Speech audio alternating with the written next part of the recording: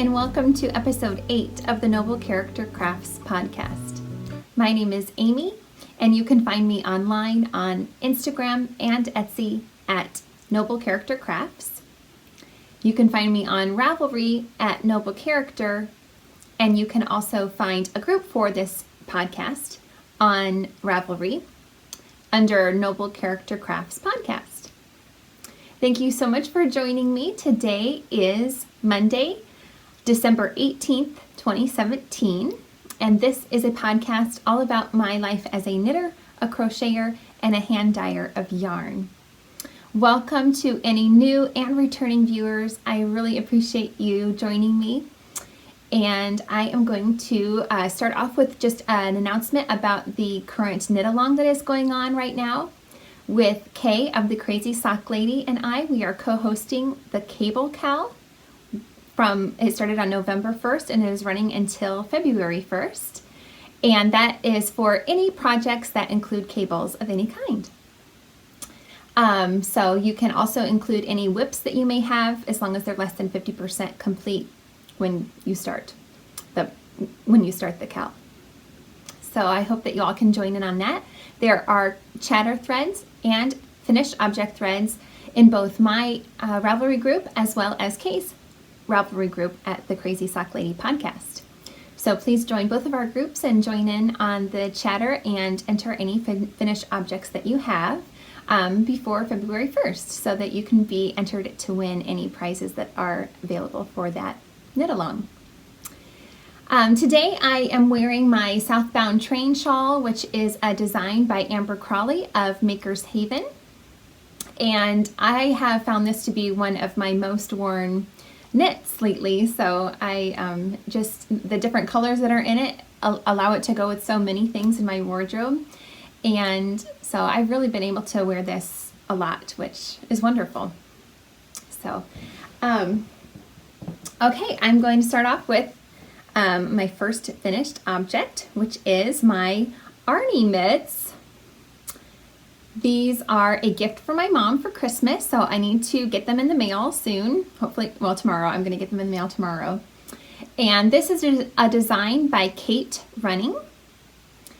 And so last time I podcasted, I was only on the first mitt, which was actually the third mitt that I have made because I had to keep starting over again because this is the first time that I have done any color work. So the first two mittens that I attempted to make were too small, and so I kept increasing my needle size. So anyway, this is the first of the set that, oops, wrong one. This is the first of the set that I made, and last time I podcasted, this stitch marker is marking where I was. They're worked obviously up from the cuff up. So anyway, that's where I was last time I podcasted, and I was able to finish both of them. I am super, super happy with them. Again, it is the first time I've done color work, so they're still not perfect, but the improvement that I've made in just working through these mittens is so huge, which is wonderful to see the improvement. It's just really obvious the amount of improvement I've made in using color work or doing color work. So I wanted to bring along, this is the second mitten that I made, which again was too tight, so that's why I didn't complete it. I just got to this point and decided to try again. But I thought that the color work on this one was pretty good. I was pretty happy with that. But just look at the difference in the stitches of that snowflake. You can just see that it's so much more clear on this one. So that's really exciting to be able to like visually really be able to tell that that your work has improved so much. So that was encouraging. So I'll try these on because my mom and I have, my hands are a little bit larger than my mom's. Well, they're a little bit longer, but my mom's hands are a little, like I mentioned before, she has some arthritis. So it'll be, I think anything that fits me it'll be comfortable on her. So anyway, I'm hoping that these will work well for her. So I made these on size 5 needles, which I don't know the millimeter for that, but sorry. The pattern calls for size 3 needles, which is what I started with. Then when I tried to go up to a US 4, and that was a little too small yet, and so I went up to a US 5. And then, of course, once you block them, you're able to stretch it out a little bit even more, because they were still a tiny bit tight before I blocked them. But then when I blocked them, I just kept trying them on and stretching my hands inside of them as they were blocking, and then putting them back down and, you know, keeping the shape that they were in after having been on my hand to help them to be blocked. So anyway, I'm really hopeful that these will work well for my mom. So you can see the little thumb detail has a little snowflakey pattern on it as well. Anyway, I'm just really happy with these. I used Wool of the Andes, Knit Picks Wool of the Andes yarn in the currant colorway, and then white, of course. So really happy with these, and they are so extremely warm. It's incredible. So I'm really hopeful that my mom will be able to get a lot of use out of these. All right, and then I am on a color kick, so I decided to make a pair of mittens for my stepdad as well, my mom's husband. So they live in eastern Iowa, which is where I'm from, and he is a big Iowa Hawkeyes fan. So I decided to make him these, which is so fun. I'm actually not a Hawkeye fan because I graduated from Iowa State, so I'm a Cyclone fan, but he's a Hawkeye fan, so anyway. So I really love how these turned out as well. I'm so happy with them. So this is a pattern it's a free pattern on Ravelry by Bill Turner, and it's just called the Iowa Hawkeye Mittens.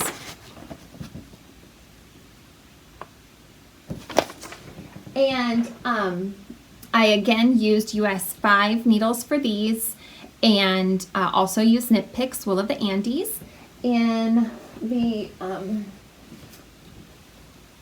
black is called Coal, and the yellow is called Semolina.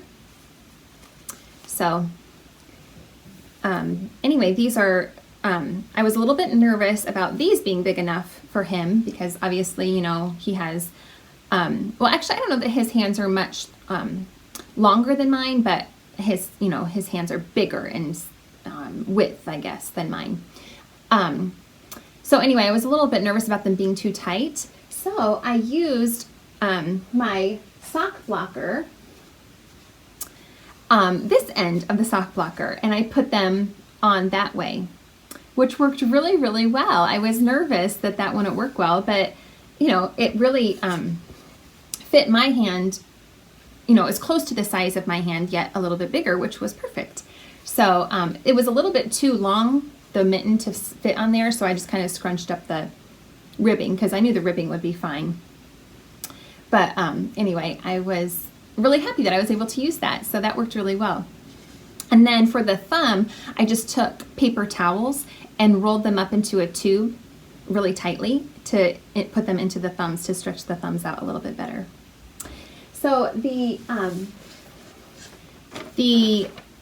I changed the pattern on the palm of these because the original pattern, again, this is free, so I think it's okay for me to show you this. The original pattern has you skipping 5 stitches. As you can see, you skip 5 stitches in between each color change, and I just don't like doing that. I don't like going 5 stitches. In fact, if I when I caught my floats, I would catch them every 4 stitches at the most. That would be the most that I would go, would be 4 stitches, just because, especially with mittens, I didn't think that it would be great to have your finger, you know, I thought it would be easier to catch your finger in one of the floats if it was more than, you know, 5 stitches or more, being the yarn being carried that far.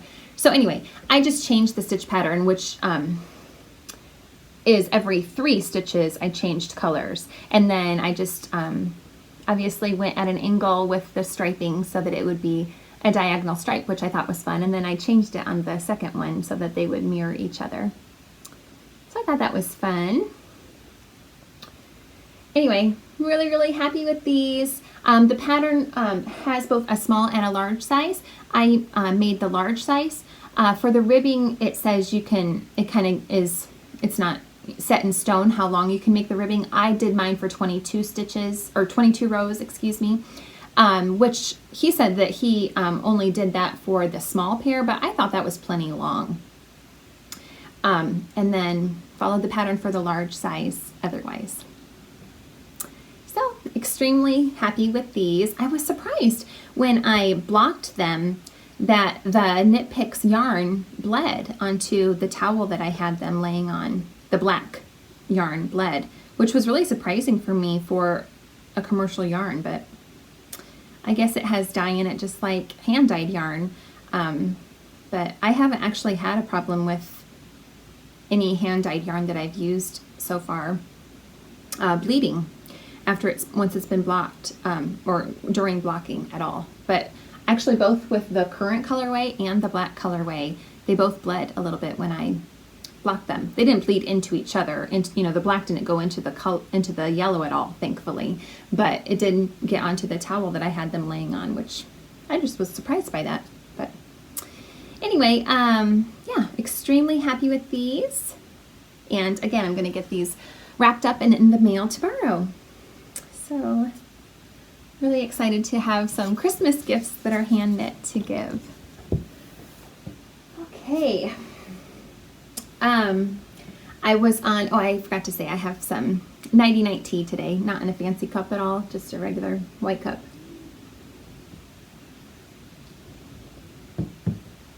Okay, since, as I said, when I have those Wool of the Andes mittens on, you know, the mittens that are made out of the Wool of Andes yarn, my hands stay so warm. And the other day I was teaching the kids, and I had my hand knit socks on, but my feet were still freezing.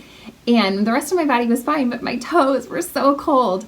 And so I thought, oh, I should make a pair of socks with the Wool of the Andes yarn. They keep my hands so warm when I try on those mittens, so maybe they would be great for socks as well. So I cast on some worsted weight socks, and they knit up super quickly. It really helps when you're using worsted weight. So this is just a pattern that I made up myself. I mean, it's just a vanilla sock, but I cast on 44 stitches, which I got that number from the free worsted weight sock pattern that Tin Can Knits has. That's where I got the stitch count to start with.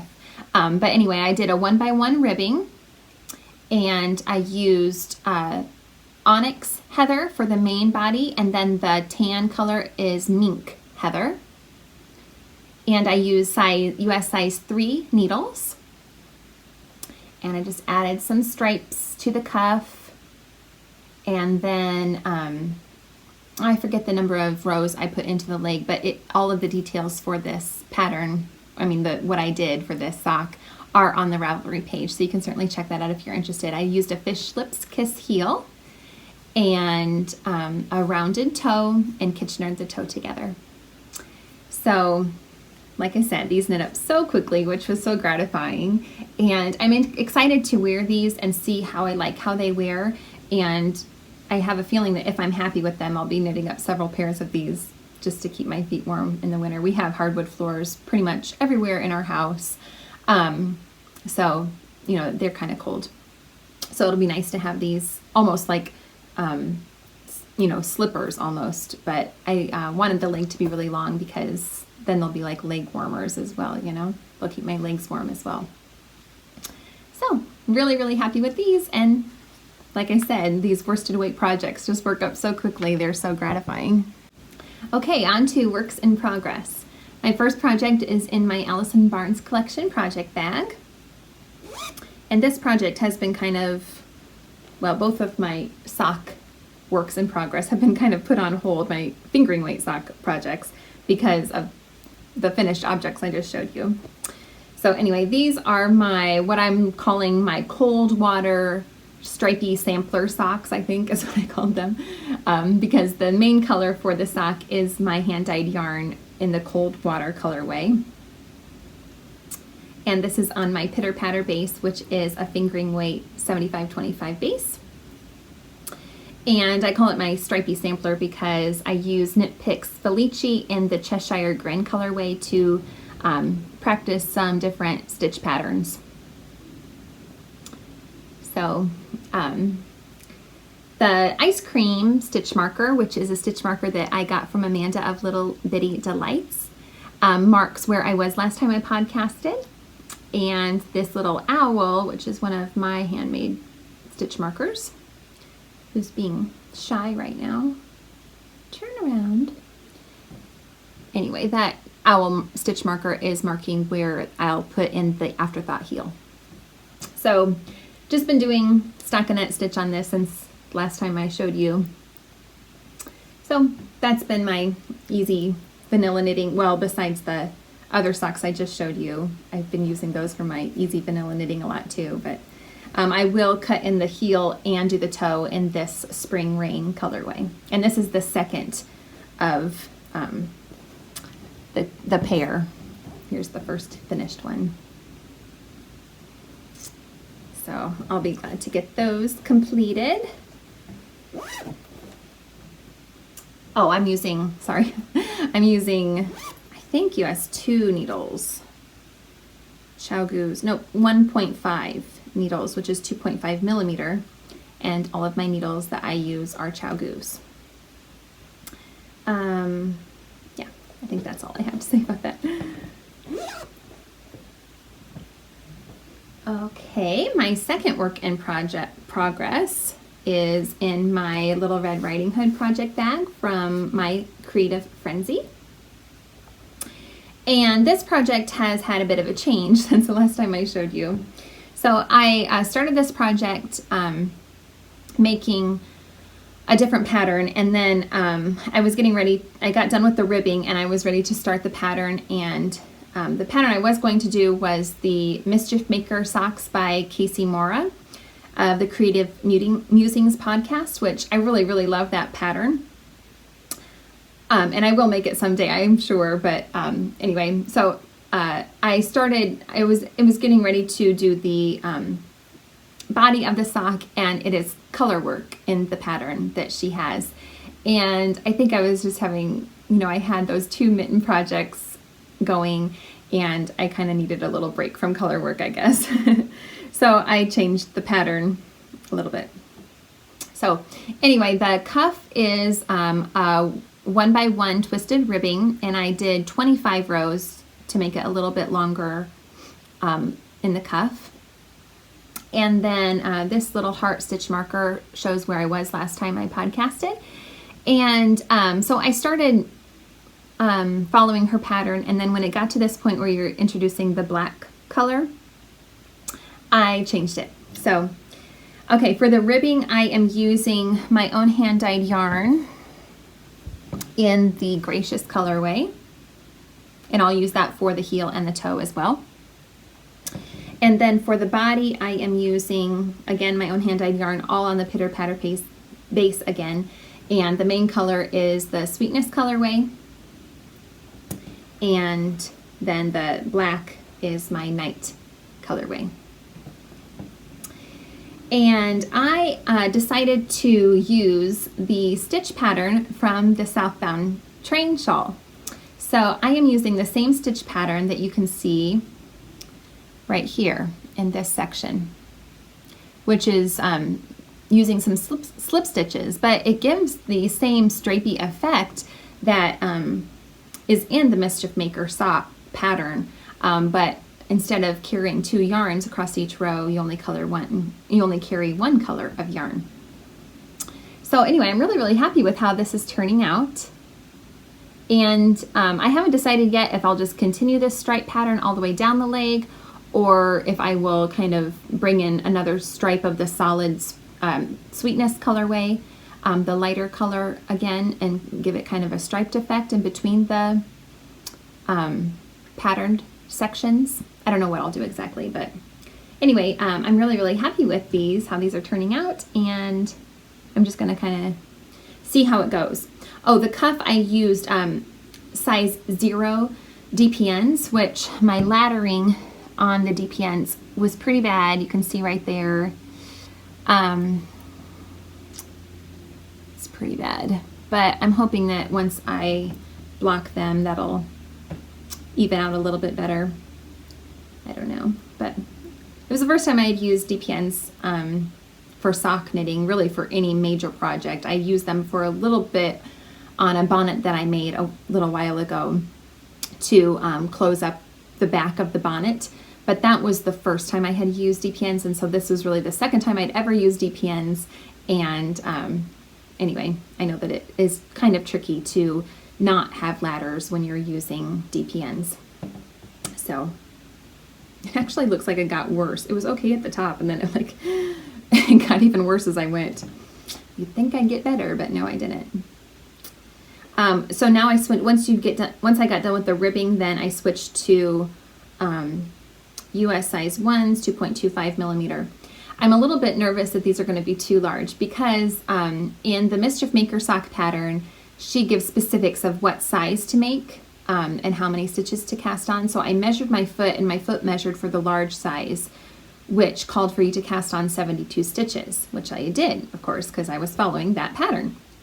But the reason why it's such a high number, I think, is because of the color work in the main body of the sock, and because that can be so much tighter. And since I'm not using the color work pattern now, I'm hoping that these aren't going to be too loose, but we'll see. I said I wasn't going to cast on 72 stitches for my socks anymore, but I was afraid that they would be too tight. You know, I wanted to follow her pattern. So anyway, we'll see. Then I changed my mind. Oh well, we'll see how it goes. Okay, my last work in progress is a new cast on that I started just a few days ago for my husband. He has a hat that he wears to work that has kind of a, well, it's a regular hat, I guess, and it's made out of fleece, and then it has a lower neck piece that goes along the back of his neck that, you know, goes down pretty far, and then it also has an ear flap part that straps underneath his chin, and he really likes that hat. But this is like the third time that I've had to stitch it up because it's kind of falling apart because he wears it so much. And so I said, well, I should just knit you one so that you have an extra, or if this one gets completely worn out, then you'll have another one. So I looked on Ravelry for a hat like that, and I couldn't find any. I found some that had ear flaps, but they weren't low in the back at all. So I'm kind of having to improvise the hat. I decided to use this pattern, which is a free pattern on Ravelry, called the Bankhead hat, and it is by Knit Natural. And so I'm going to use this for you know, the main section of the hat, and then I'm planning, my idea is to pick up some stitches along the back half of the hat and knit some more ribbing down, and then add the ear flaps and the strap that goes underneath. It's going to be kind of an improvisation. So anyway, I also like this pattern because it came in a lot of sizes, and my husband has a very large head, so this one had an extra large head size. So I am using my own hand-dyed yarn again. This is on my Lenora base, which is 100% superwash merino. And this is the same colorway that I used for my cloche hat that I finished recently. This is on the Life Giving colorway. So I had this left over, and I was planning on making a pair of mittens to match my cloche, but I don't know if I'm going to. And I had this, and he liked the color, so I thought we could have matching hats maybe. Anyway, so I just started the ribbing on this. This is also 1x1 twisted ribbing. And I think the large size I cast on 110 stitches, I think. Yeah, 110 stitches. And then I'm just working in the round. This is on US size 7 needles, which is 4.5 millimeter. And it doesn't say you can do magic loop, but it doesn't really matter. I'm doing magic loop because it called for 16-inch circulars, which I don't have in a size 7, or DPNs, which I don't think I have size 7 on DPNs, and I don't really love working with them yet anyway, so this is my preferred method, magic loop. Anyway, I'm hoping that this will knit up pretty quickly. I'd like to be able to give it to him for Christmas. But I've only worked on it a little bit, and you know, worsted weight again works up pretty quickly, so hopefully I can, but if I can't, it's not a huge deal. Oh, and I forgot, this is in my Tucked Woolens project bag that I got with my most recent order from them, and it smells so good still from all of the soap and lotion that were in it, so then that also makes my project smell nice, so that's cool. All right, so that's all my works in progress. I am super excited to cast on the Time Trades shawl that I mentioned last time I podcasted, which is a pattern by Caitlin Hunter. And I mentioned to you all that I was going to be dyeing up some new yarns for that project, and I've got them all ready to go. So I'm hoping to cast this on as soon as I finish that hat for my husband. So this pattern calls for you to have a gradient set of 5 minis and then 2 complementing full skeins. So let's see if I can hold up all 7 of these together. Might be kind of tricky. Here we go. Oh, I am so excited about this, and I can't wait to start on it. So this is a shawl that I'm going to be making for a friend of mine who admired my Joji Locatelli starting point wrap right back there. And she really liked the base that I made it on, which is my Radiant base, which is a 70% superwash merino and then 30% silk blend. So anyway, I'm starting with the night colorway, which is a solid black. And then I dyed up several new colorways for this shawl, which I will hopefully have in the shop by the time I upload this podcast. So the next color is Honor. I named this one Honor. And it's just a beautifully deep plum. It's really, really close to my Dignity colorway. Let's see if I can find it. A little scrap of it in here somewhere. I have my little scrap basket right on the floor in front of me, so that's what I'm looking through. Here it is. So this is my Dignity colorway, and here's the new Honor colorway. So they're really similar, but this one is just more, has more of a reddish color or pinkish color to it. It's, I think, a little bit just richer in, it's more jewel toned to my eyes. This is more of just a solid purple, and then this one has more of that plum color, I think. Or like a fig. It has kind of that color too.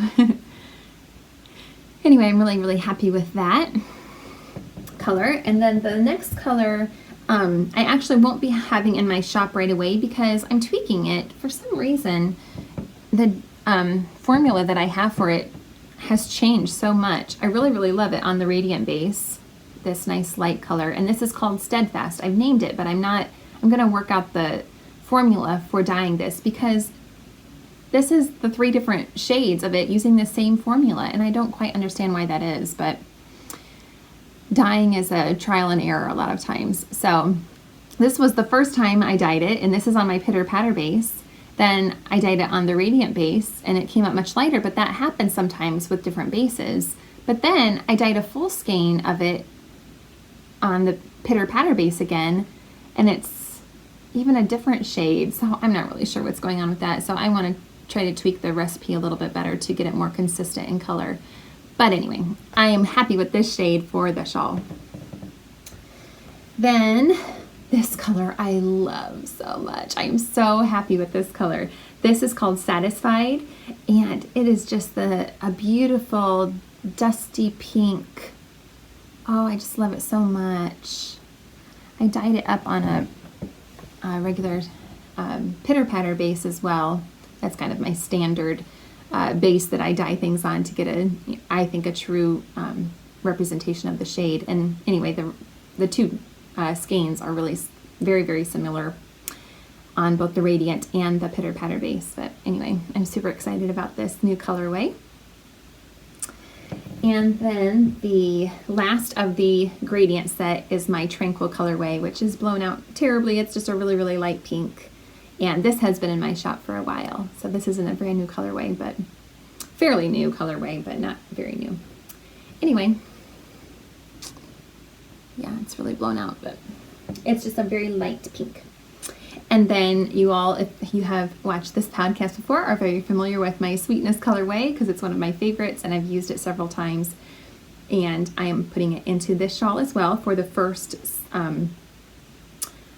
full skein, which Caitlin used a lightly speckled skein for her first main colorway. And then this is a new colorway that I am so happy with. I love it so much.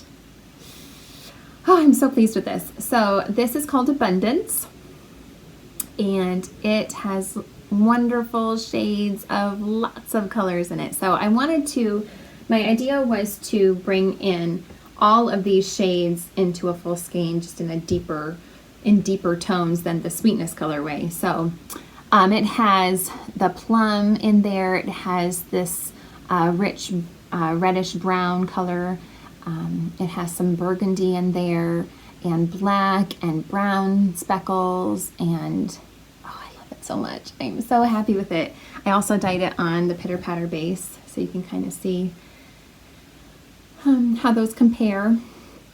I am so happy with this. Oh, I just love it. It's so gratifying when you make a colorway and it just is just what you wanted. But a lot of times you go through trial and error, which I did. I have another colorway that I was going to use for my for the last, darker full skein in this shawl, and so I started with a pink base and then speckled it with colors. But I just didn't like how it looked with the skeins, but I do like it by itself. So this is also going to be new in my shop, and this is called Intelligent Heart. So I really, really like it still, but it just wasn't what I was wanting for the shawl. So anyway, this has a light pink under base, and then is speckled with plum and black and brown, and even red. But it's pretty lightly speckled. It's not too heavily speckled. But I'm really, really happy with this colorway as well. So, okay, the last thing I wanted to share with you was some wonderful mail that I received. So a fairly new Instagram friend that I met recently asked if she could send me a package, which is so nice and so unexpected. So this is from Rebecca, and she sent some pencils for my children, which was so well received. My children were so excited about them. And then she sent me this cute little package of these things that she had made. So this is a cute little Christmas wreath that she knitted. I love it so much. I can't wait to put it on my tree, but I wanted to save it to show you all. So cute. And then she also made this little keychain with a skein of yarn on it. And I forget the colorway name, but this yarn is from Adelaide Cottage.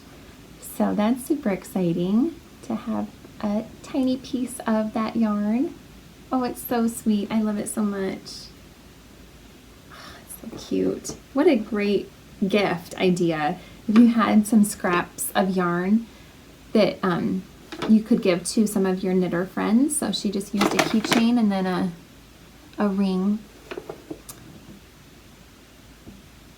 That's so cute. I love it. So cute. So thank you so much, Rebecca. And then she also sent a nice kitchen towel, which I love. I love having fun kitchen towels. And she sent me some school books, which is wonderful. She homeschools as well, and so she had some extra copies of these two books, and I'm excited to start using them with our kids because I homeschool as well. So thank you for that. I love that. And then she also sent me some yummy chocolates, which I've already ate a few, but So thanks again, Rebecca. I so appreciate that. It was such a wonderful surprise and wonderful treat to get in the mail. Thank you so much. I really appreciate it. So Christmas is a week from today. I can't believe it. I'm not ready yet. I'm hoping that I can still order some things on Amazon and get them because we have the Prime membership, so we can get 2-day shipping on a lot of things. So my husband and I need to sit down and make that order tonight so that we can get it before Christmas. Anyway, I don't have a ton of gifts to buy, thankfully, but the few that I do have to buy, I need to get done. So anyway, I have some baking that I need to do. I need to make some caramels for, I wanted to give some to our postal carrier as well as some friends of ours because, well, I get with my Etsy shop, I send out a lot of packages, and then we also order a ton of things on Amazon just because it's convenient. And our lane is like a half-mile long to get from the county road to our house. And so when we have packages, he has to drive down this long lane to come bring us our packages, which, that just, takes him off of his normal route quite a bit. So anyway, I just really appreciate him helping out with that. And a lot of times if I have packages to send out for my shop, then I can leave a note for him and he'll come down and pick them up from the house because, they don't fit in the mailbox. So anyway, so I need to get some baking done. And anyway, I am really, really excited for Christmas though. We are hosting Christmas this year here. My husband's family is coming over here. It's not too many people, just his grandma and his mom and his sister and his niece. So anyway, we are really happy to host that because it's so much easier for us to host with our 5 kids being at home where we know they're not going to break anything than to go anywhere else. It's so stressful, to go anywhere else where you're worried that maybe they're going to get into something they shouldn't get into or break something that is special. Here we know that everything is safe, so it's much easier. I'd much rather do a little more cooking and cleaning and host than to worry about going somewhere else. So I'm happy to do that. So I'm just going to be baking the ham and making some potatoes and then making the desserts. And then they're going to help me out to bring the extra dishes. So it won't be too bad. And I love baking, like I've mentioned before, so I don't mind that at all.